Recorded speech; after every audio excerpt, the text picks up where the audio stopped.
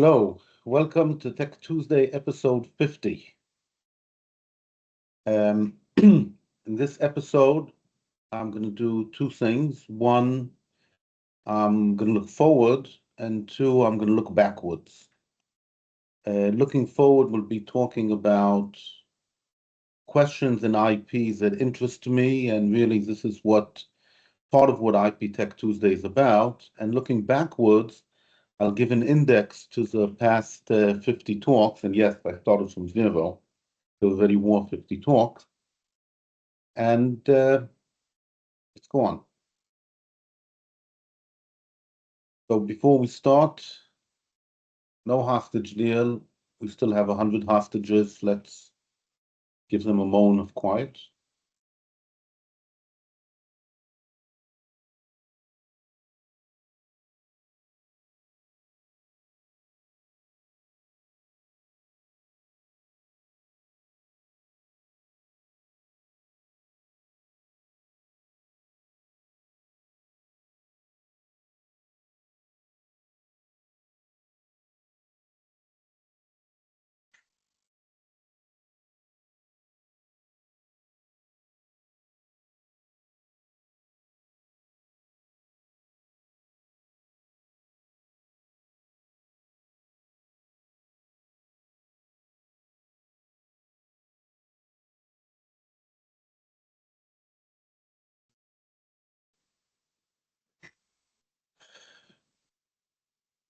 Okay,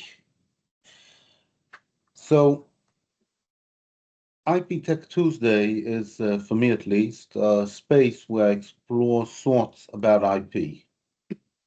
I started it because the issue came up that the context in which you're doing IP can really affect how you should be doing it. And the context could be, for example, technology, size of the company, the market. I have a whole presentation on this. And then it morphed into more theoretical issues and also IP strategy in general. But I also have some how to do things and some concepts and so on. Now, when I went over all of these episodes, I realized that there was some uh, open questions about IPs that I'm still trying to answer. And I thought it would be very nice if I shared these questions. And of course, if anybody wants to work with me on any of these questions or has any useful insights, please tell me. And I want to give a special thank you to an anonymous doctor whose name I never wrote down. And what happened was I gave a talk and he said, it's very interesting about IP. Where can I learn more?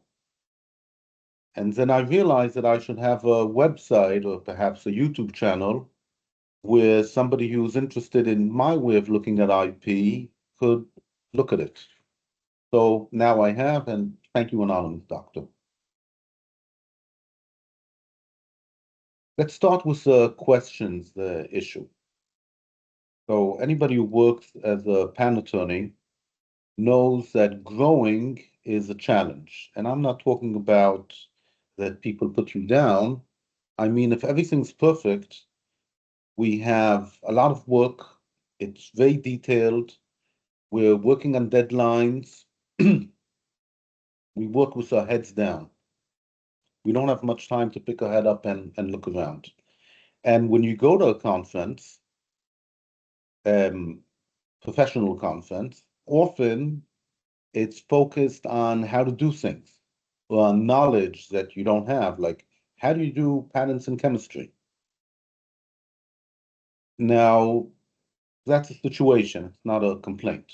Now, I personally, I have a feeling that I need to understand what's going on and connect the dots together. And hopefully, when I connect the dots together, I can also get to somewhere, something new.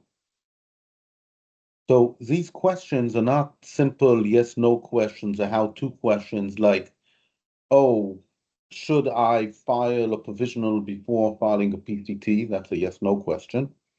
And it's not a how to question, like what is the correct sequence of questions you should ask a client when you're trying to extract the invention from them. That very important questions, yes, but not what I'm talking about. But it's also not, general research questions, which people who worked in academia know that the best kind of question is the kind that generates more questions, so you can write more papers and get more grants. It's a practical question, which means that when I do work, I think about the relevance of the work that I'm doing to my open questions. And as I answer the questions, I change how I work, not just, how I think about IP. And of course, when I hear interesting things, so new questions come up. Therefore, I can definitely recommend that you make your own list of questions. And it's not just the leading questions in your field, it's the leading questions in your head. So here's the questions. Question number one is, what is IP strategy? I've read so many answers, it's as if I haven't read anything. But in particular, when we talk about IP strategies, there's always some sort of confusion between a plan, what I would call a strategy, and what I would call tactics. They're obviously not the same. And I'm definitely going to give a talk about this question precisely. And after that talk, you'll see why I really don't know the answer. Now, one of the issues I'd like to point out is that when we talk about IP strategy, we're always usually thinking about the IP people. What is the IP people going to do? But IP strategy is actually wielded by people who are not IP people. It just makes the question, what is IP strategy, more difficult. Now, this question is so big, it's practically meaningless.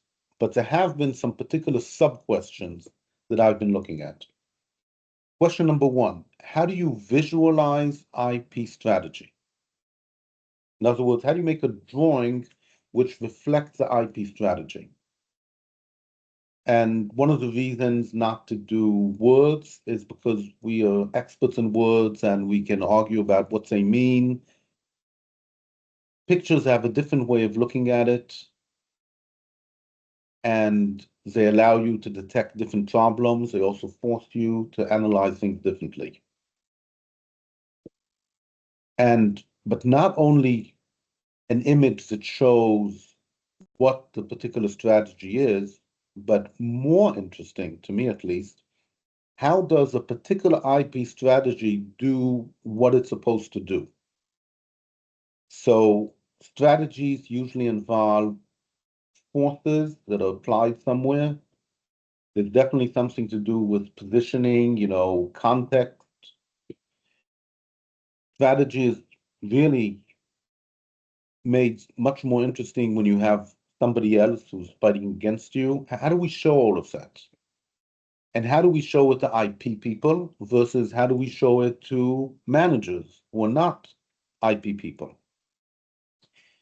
So one of the things that I started at, and no success at all, is saying, how about we use the method of visualization of strategy for companies, and then we will overlay it with the IP strategy?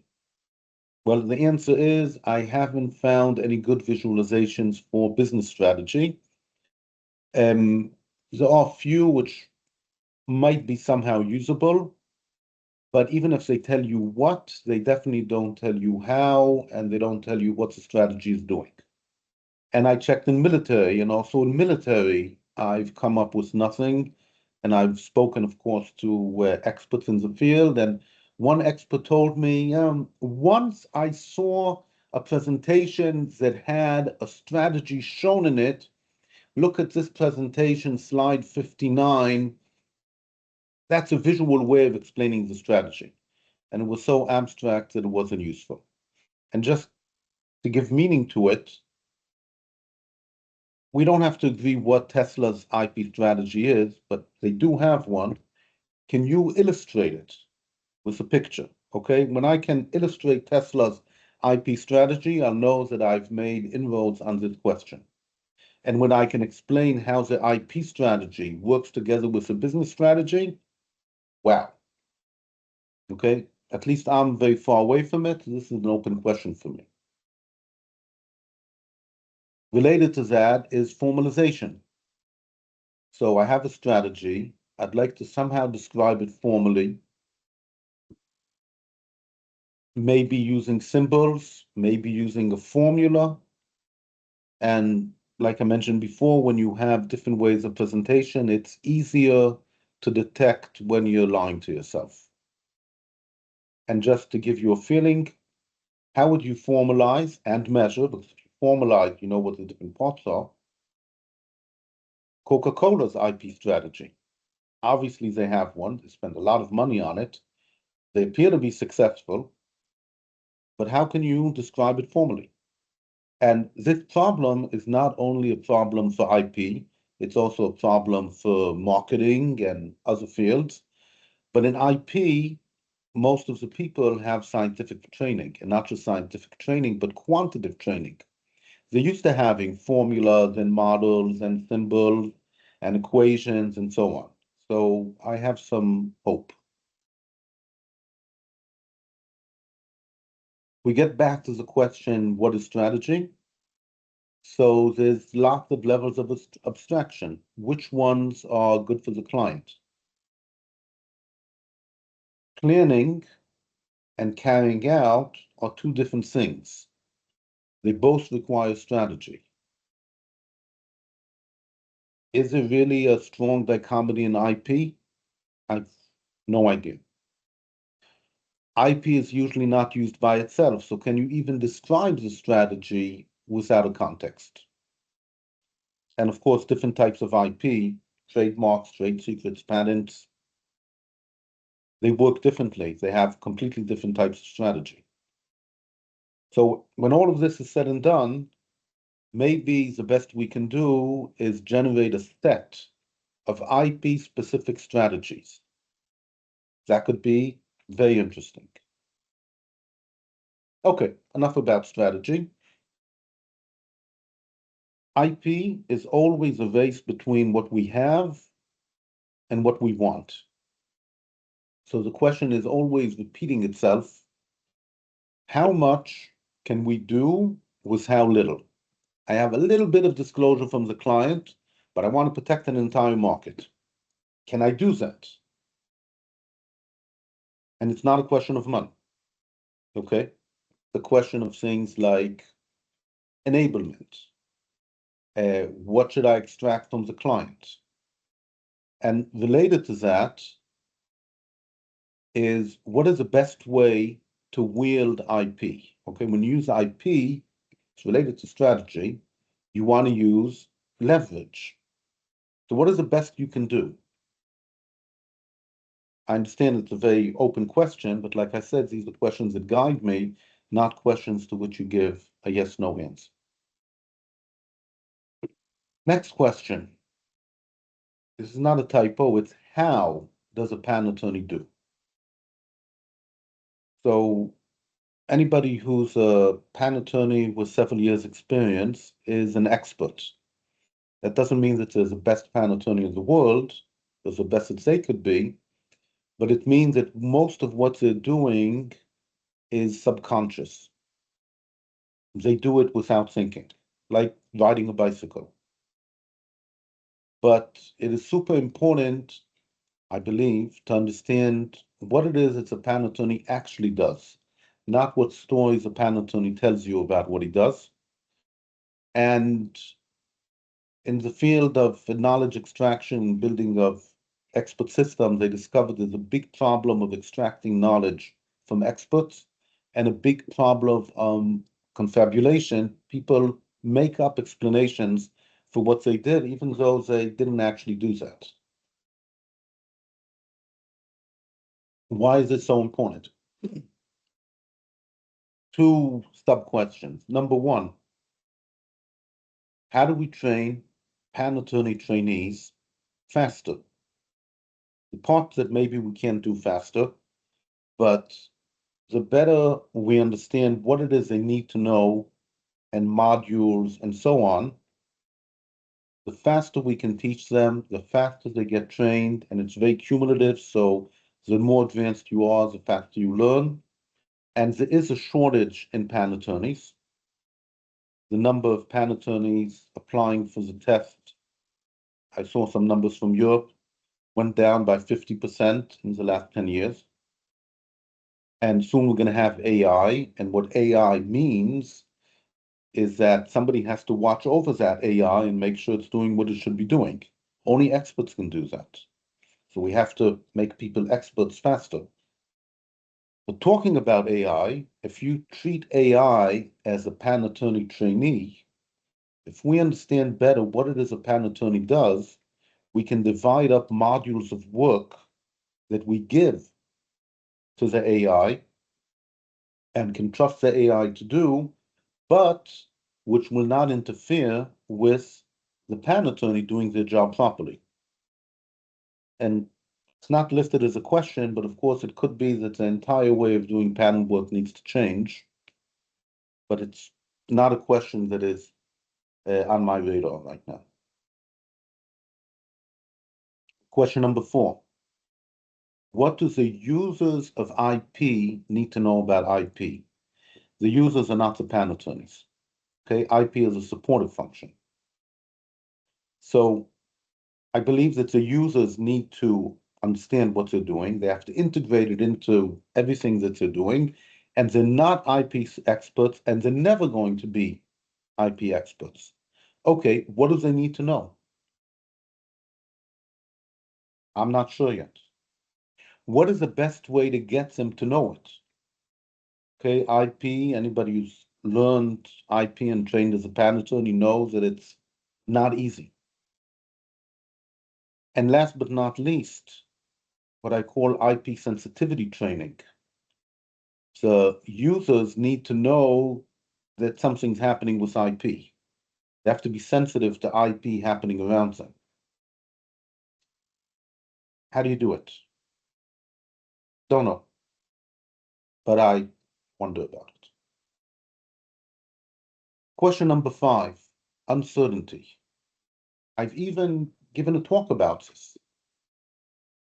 But the point is, startups in general, and IP specifically, which is always, let's call it forward-looking, they have a lot of uncertainty. Okay, remember, uncertainty is not the same as risk. Risk means there's a 30% chance we're going to fail. That means we can know what the payoffs look like. Uncertainty means we have no idea. We can open a company and file a patent, and tomorrow somebody can come up with a different way of doing it, and the patent is valueless. So, sub-question number 1, how do you quantify the amount of uncertainty? Why do we want to quantify it? Because of sub-question number 2. We want to mitigate or maybe reduce the amount of uncertainty using IP, and my favorite, increase the uncertainty of my competitors using IP. Now, if uncertainty and payoff have some sort of trade-off, more uncertainty, more payoff, then each company and each client has a different appetite for this payoff.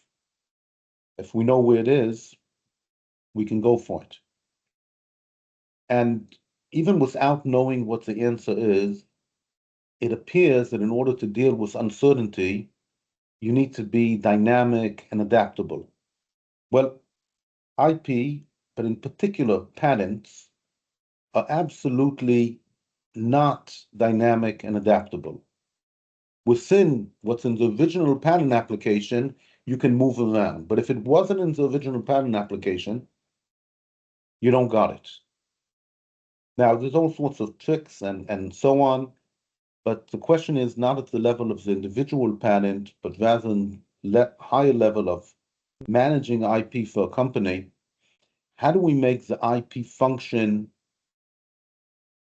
better able to deal with uncertainty?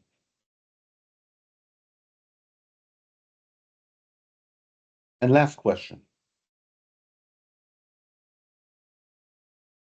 How does IP do what it does? Okay, IP is a tool. So we know what a hammer is. You bang it onto a nail, the nail gets pushed in. So we understand how a hammer does what it's supposed to do. But how does IP do it?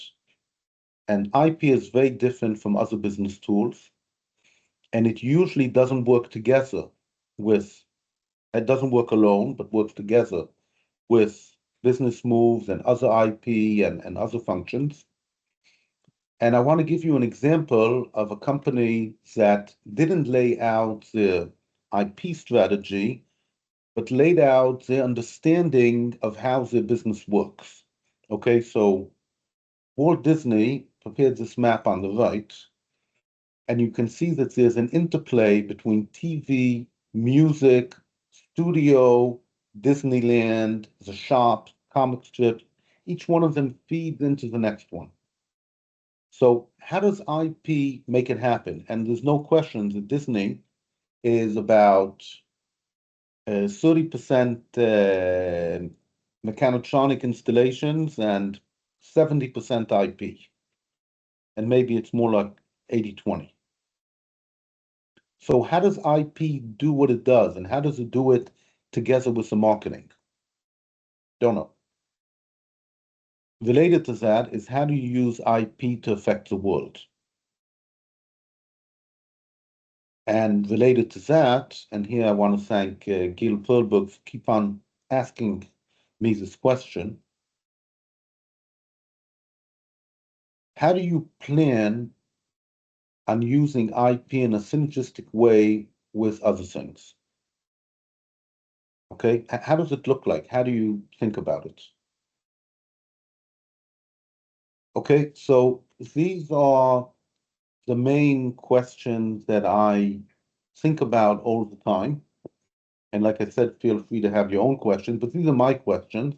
If anybody wants to work with me on them or has any ideas, please let me know. So I don't have answers to these questions. I don't think that the IP world is simple enough to have descriptions. I've definitely suggested all sorts of tools that might help in some situations, or at least help in analyzing situations. I've also been collecting data points, meaning examples of how different people answered these questions, or part of them in different contexts. But what it also means that I'm always looking for new tools to use to make sense of the world and how IP should fit in it. And in particular, the kind of tools that I feel are missing are tools which prevent self-delusion, and I mentioned that, with formalization and visualization, which support deeper analysis. And again, visualization allows you to understand what's happening, which allow you to compare alternatives. How often have you been able to explain to a client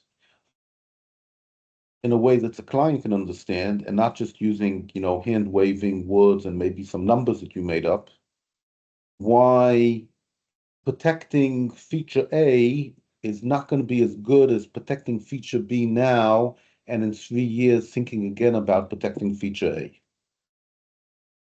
And the same way, how do you measure the outcome? Okay, we did whatever we did. How valuable was it? And tools which help communication. Communication is the big problem of PAN attorneys. Even if we know exactly what we want to do, the chances of the client understanding and following us and knowing enough to argue, provide input, or agree or disagree is not very high. That's looking forward. Now, like I said, I'm also looking backwards.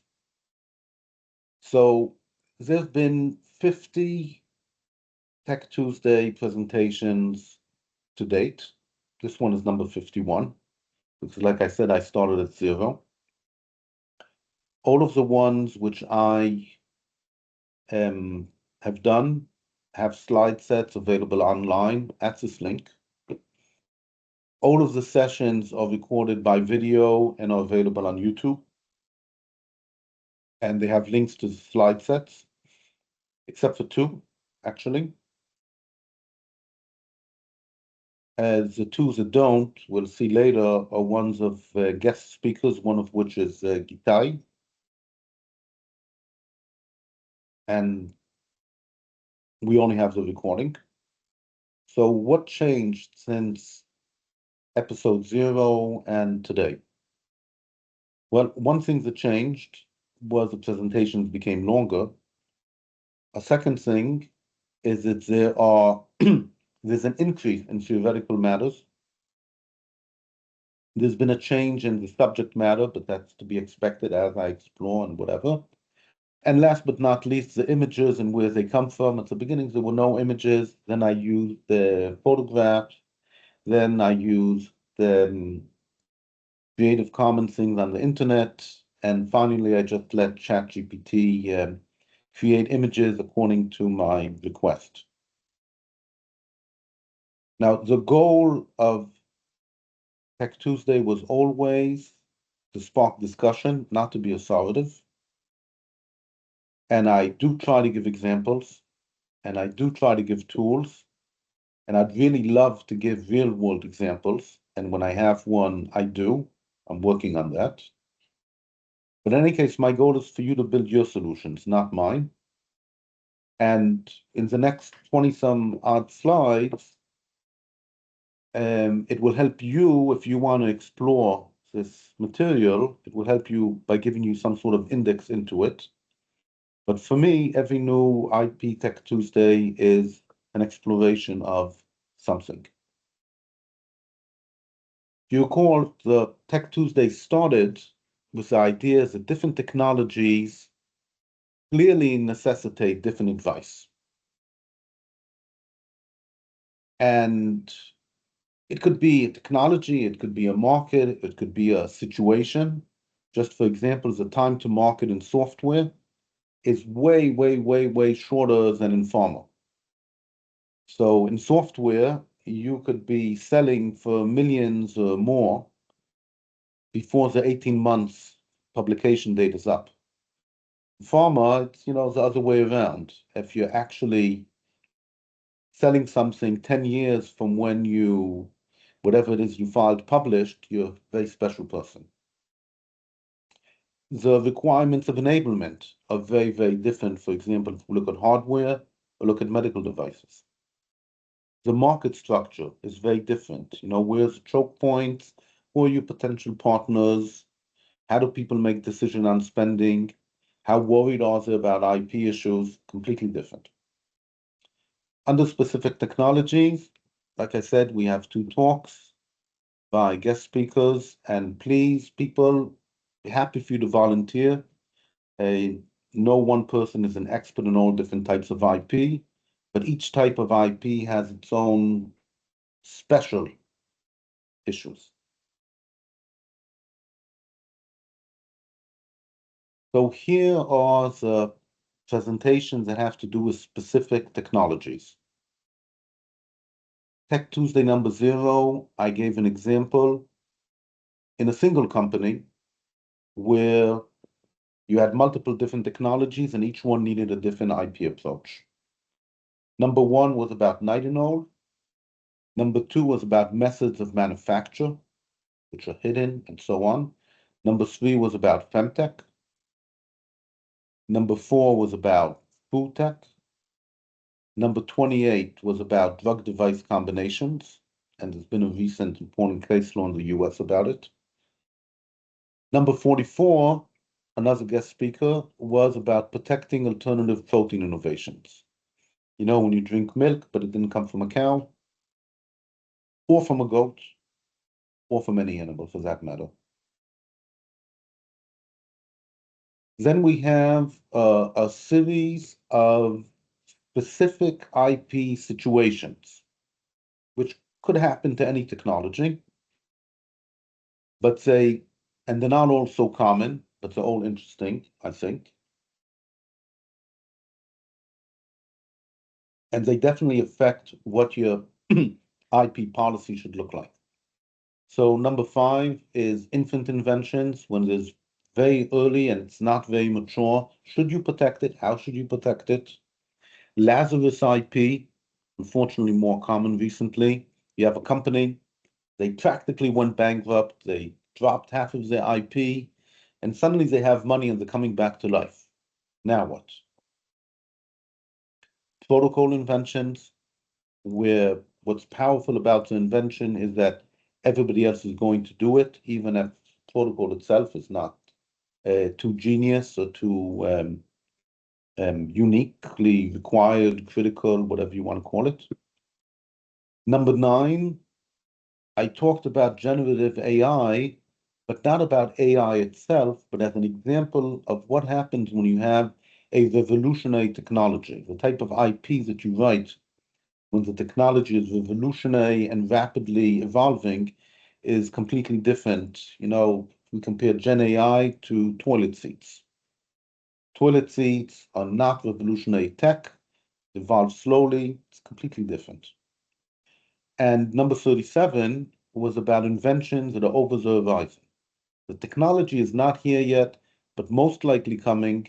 Steve Jobs, for example, made a habit of building devices that some of the technology would only be available pretty close to launch date, sometimes only after launch date. You can call it, just-in-time engineering. But if you know what's going to happen, what about the IP? A few more specific situations, head-to-head, number 8. You and your competitor both want to win the market. Who's going to win? Number 11 is when you are dating a strategic partner. Number 12, you want to enter into a field with an incumbent. How are you going to use your IP? Number 23, you already know you're going to use your IP for negotiation. So how should we draft the patents properly? And number 45, when your technology does or could have or should have signatures which you will use, for example, for catching infringers. Okay, it's a particular situation. IP strategy. It's a huge topic. I've taken a few nibbles at it. So number 25 is specifically about visualization. Number 26 is an attempt to deal with the issue of adaptability by considering IP and R&D as a single unit and asking whether that unit is adaptable and dynamic. Number 32 focused on trade secrets as such as a strategy, alone or with patents or other things. Number 33 was again about trade secrets, but with a focus on the difference between how patents and trade secrets work. Patents talk about what you may or may not do, and trade secrets talk about what you can and cannot do. So when do you use them, how do you use them, and so on. Number 36 was about collaboration. Collaboration doesn't always mean both sides are equal and happy, but at least they're working together instead of fighting in court, and IP can help that. Number 38, there's a subject in strategy called theory of success and challenge and failure, and I showed how you can use that for IP. Number 40, how IP works together with other activities. Okay, so combined strategy of IP and things that are not IP. Number 42, using IP in an ecosystem creation. Number 43, the connection between IP and deception. And at least for patents, the connection is critical because I said before, patents are not very dynamic.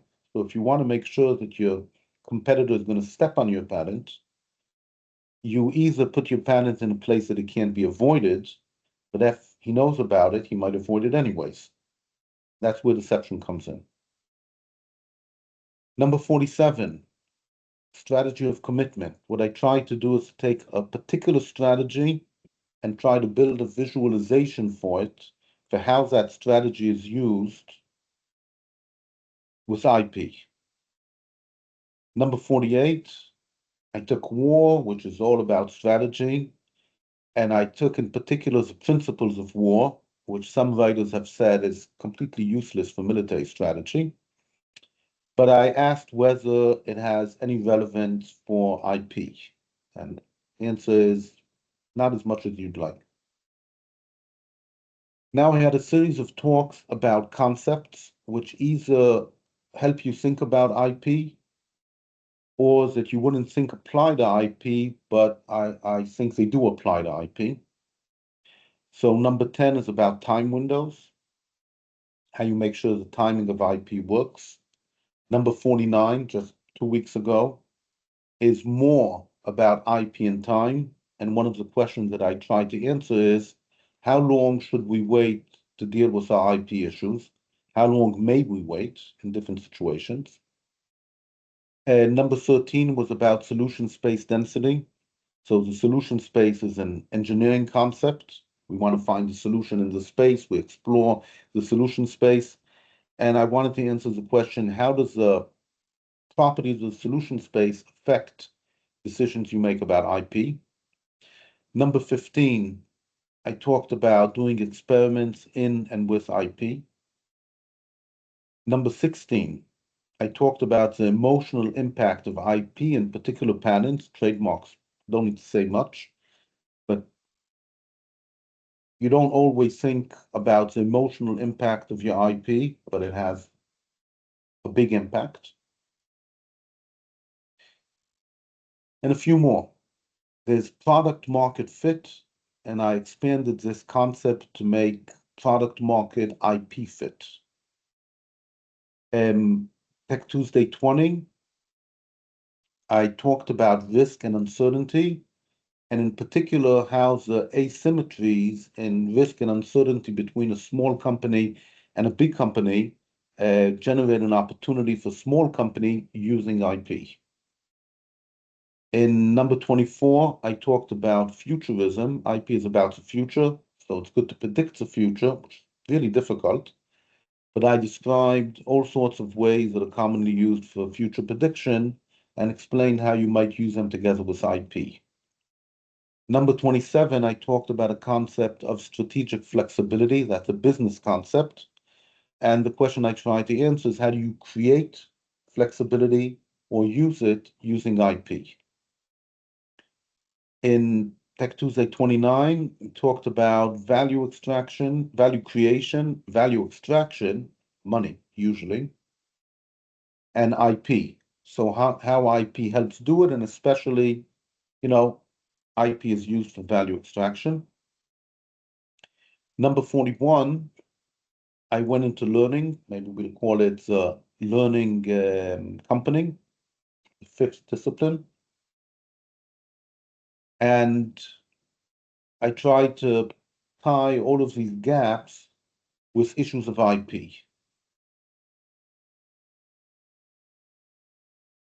Then I have a series of episodes about how-tos for patent attorneys, especially about patent drafting. Mindsets, number 14, different mindsets you can use when you're drafting. Number 17, using an anti-fragile patent process when you're drafting or prosecuting or planning what you're going to file. In number 19, I talked about how you manage all of the details that you should have in your patent application. While in number 34, I talked about where you get the details from. How do you know what details you need? In number 21, I talked about exploring inventions. Usually what we file goes beyond the original invention the client gave. So how do we get there? Together with the client.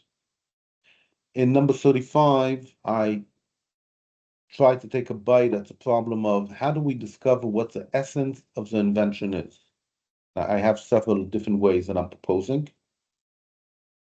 In number 30, I talk about cognitive tools that I think are useful when you think about IP. And in number 39, I try to explain how you break out of the silos that you might be in using business frameworks to help expand your thinking beyond what you might be thinking. And a few that are more aimed at IP managers. So number 22 is about what is my IP value and what should I file when? And there's definitely a hole here in this presentation. It doesn't talk about trade secrets. The whole issue of the IP portfolio and what job to be done by the portfolio or by the individual components in the portfolio. That's number 31. And number 46, I talk about how the IP function might be located in a company. I take the example of VPIP, but of course it could be in other places. A lot of these episodes, okay, that was 50, 49. A lot of these episodes end with an exercise. I've collected them and a few more here, so I put a link. If anybody wants to do these exercises and get my feedback up to a limit, I'll be happy to do it. And what I also did, in order to give you a feeling for what's inside, is I selected some more visual slides, tools and checklists and whatever from these presentations, and I put them here, and I'm going to go very, very quickly, just give you a feeling. So you need to decide when to file and what to file, type of table. You really have to read the original presentation. You really have to read the original presentation. But how many alternatives should you file? And if you click on this link, you get to the presentation at the correct location. Examples of synergy. So if you're doing a drug device combination patent, here's basically a checklist of things that you should look at and perhaps protect. How to compare two competitors that have intermesh timing of the patent portfolios, and one has protection on some features, some on the others. Perhaps a way of showing where IP can help your business do whatever it's supposed to be doing. How to look at strategic flexibility and how it changes over time and different stages of the R&D. A taxonomy of how to use trade secrets. Okay, so there's like 8 different ways of using. What types of collaboration you might have, and if you remember, the collaborations are mostly unfair. What the ecosystem looks like and how that affects how you should be using IP. When you talk about a competitor, what kind of competitors are you talking about? So here's like a simple taxonomy that if you fill it in, so you get a picture of your competitors. If you're using IP in order to influence somebody to make one decision rather than a different one, so here's a way that you might look at it. And here's a table more focused on a particular type of decision-making process. There's a knowledge cycle where your competitor builds up knowledge, and a product process where they build the process, a product. And again, let's use IP in order to interfere. You don't rush with filing for IP. What things should you be thinking about in this type of checklist? What's going to change as you wait, for positive or for negative? The solution density, the density of the solution space. So there's 2 different 2x2s that you can use in order to understand what's important, how difficult it is, and what are the IP consequences. How does money flow between entities? And of course, we want to use IP to make sure that the money flows to us. A table for exploring an invention, including the present invention and the past and the future. It's very dense. How to decide which details you should keep in the patent and which ones you shouldn't. A table to force you to fill out series of challenge, success, and failure. A checklist for evaluating the IP function. Is it doing its job or not? A table for a job to be done to help you see if your portfolio is doing the jobs to be done it's supposed to be doing. And there's more, okay? But here's a summary. So IP is a business of ideas, so I think it's good that we should create some by ourselves. I think that it's reasonable to expect that all of this work that I've done over the past 2 years has something which might be interesting to you, whether it's ideas, tools, examples, things to disagree with, that's very valuable. My take on how IP should be done. And what's guaranteed is that part of what's there is already, I don't agree with it and will change. So if anybody wants to volunteer for a presentation, please do. Anybody wants to work together to explore any of these IP issues, please contact me. And I highly recommend that you list your own leading questions. Otherwise, you're going to get better at what you're doing, but you're not really going to grow. Okay, and now I am stopping the recording.